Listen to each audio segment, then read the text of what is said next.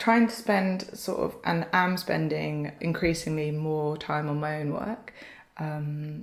So I'm focusing more on illustration and commission work, which I'm getting through making more of my own work, really.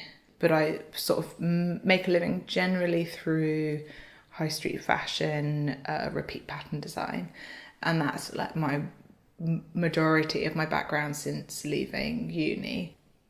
One of the reasons I left full-time work was things can become quite predictable, which is fine. And like I enjoyed it for like 6 years, so it wasn't a bad thing. But then I think I got to a point where I wanted a bit more variety. I remember I had a 3-month notice period. I handed in my notice and I spent 3 months thinking about taking it back because it's scary to go freelance. I think you get used to the comforts of having income every month. Also, it's weird things like having a 9 to 5 where you've got a place to go and you've got people who expect something from you, and then you have to go to a place where no one is expecting anything from you and you're trying to create value in what you do and get people to believe in it.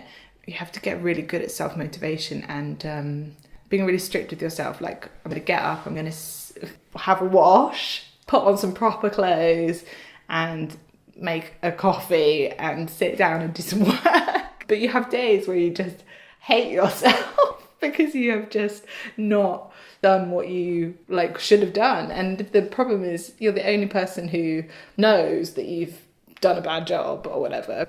But it's good to remember the good days and to remind yourself you can do it. You just have to teach yourself to be in the right frame of mind.